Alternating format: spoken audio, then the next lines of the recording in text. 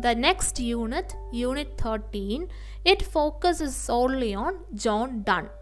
Unit 13 is titled John Donne, Portrait of the Man, His Thematic and Technical Innovations, and a Study of 4 Love Poems.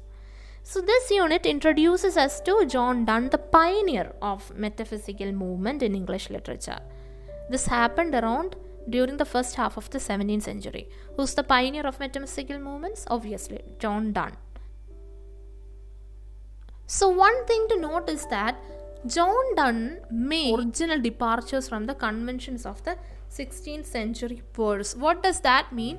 He didn't follow the traditional patterns of the 16th century verse, because he didn't use images of nature. He didn't make use of allusions to classical mythology.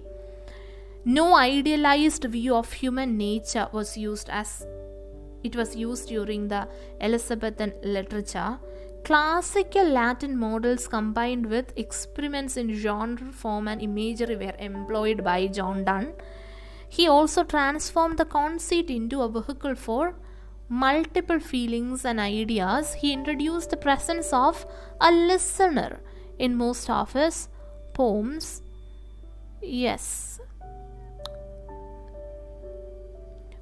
When we analyze John Donne's metaphysical poetry, we can say that his poems often show an electrifying directness to language.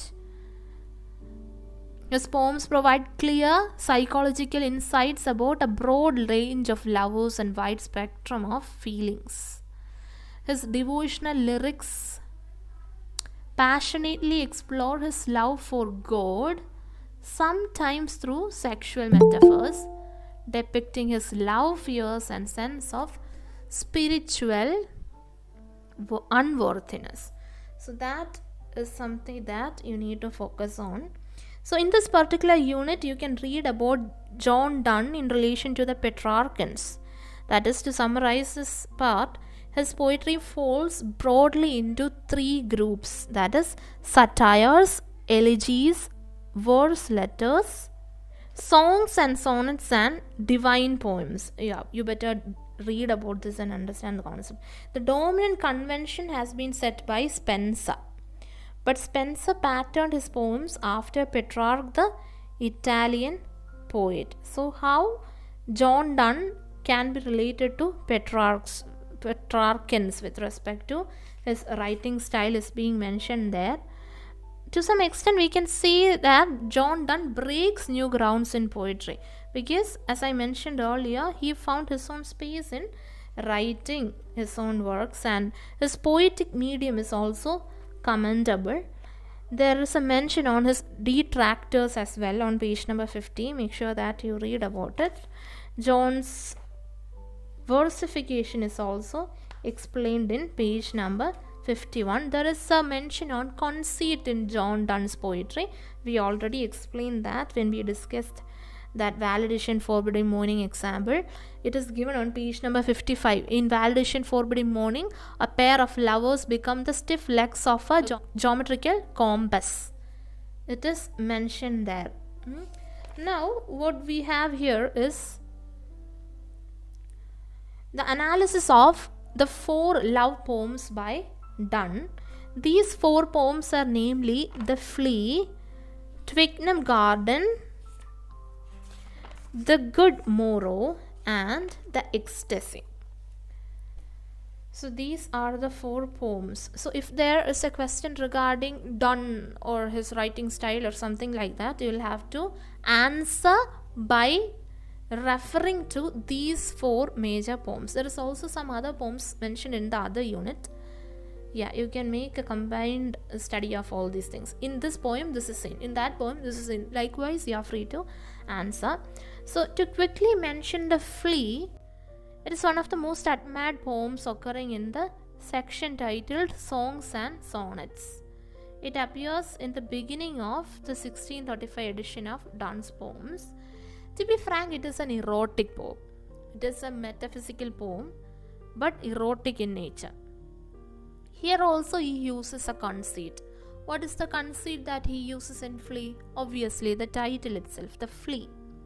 The poem uses the conceit of a flea which has sucked blood from the male listener and his female lover to serve as an extended metaphor for the relationship between them. So here the poem begins with a rhetorical assault on a maiden, and the flea becomes a medium for the poet for outsmarting her in the love game. See, what happens is that the speaker tries to convince a lady to sleep with him, arguing that if the blood mingling in the flea is innocent, then sexual mingling would also be innocent. That is, a flea actually sucked the blood of both these people, right? The speaker and the lover. So it is said that if that blood actually mingled, then sexual mingling would also be innocent. That is what is presented in this poem. You can have a detailed reading as part of section 13.4 from page number 56 to page number 58. So if we move on to 13.5, there we can see Twickenham Garden, another love poem, a metaphysical poem. Here actually it is interesting. See, the speaker expresses his anguish. Why is he so sad? Because his lady love cheated on him. In today's modern language, we can say he had a breakup perhaps. So he's very sad and he is walking somewhere in the garden. The poetic persona of the poem, that is John Donne's poetic self, roams around the garden with a heavy heart. Why is it so? It's because an emotionless lady has betrayed him in love. That is his beloved, whom he had been in a relationship with perhaps. So read about it. An introduction to the good morrow, 13.6 page 62 would be that it is a morning love poem. So the speaker describes love as a profound experience that's almost like a religious epiphany. To put it in simple words, the poem claims that erotic love can produce the same effect that religion can. So yes, just read that poem. And finally comes the ecstasy. Note the spelling of this work, ecstasy.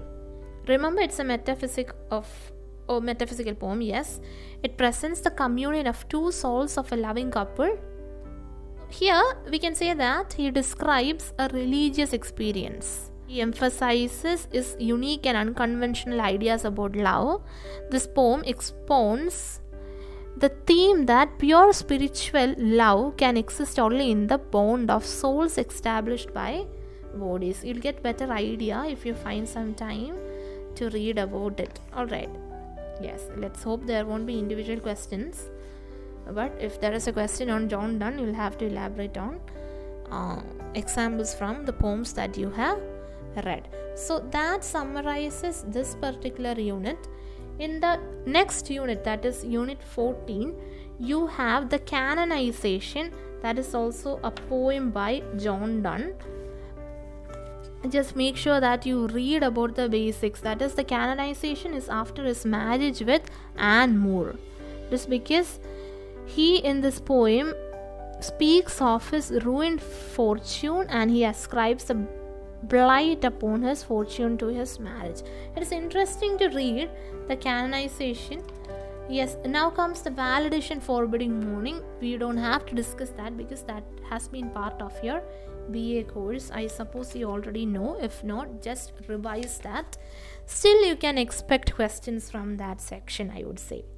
Yes, a nocturnal upon St. Lucy's Day. That is also a short poem. Let's expect that they won't ask question, but nevertheless, to be on the safe side, just read that poem. So is the case with Batter My Heart, 3% Gold. That is also a poem. Similar is the case with Hymn to God the Father. So make a list of the poems mentioned here. Alright, and just read the basic concepts given there. If you want, you can refer to the summary, but make sure that while you attempt the TEE, you must present points from the textbook. So if you look at page number 92 also, in that exercise, you can get some important points, maybe quite useful for your TEE preparation. Now if we move on to Unit 15, it is titled George Herbert, a study of poems. Yes, very simple. George Herbert has already been mentioned in our studies. Now we look at the important aspects in his poetry.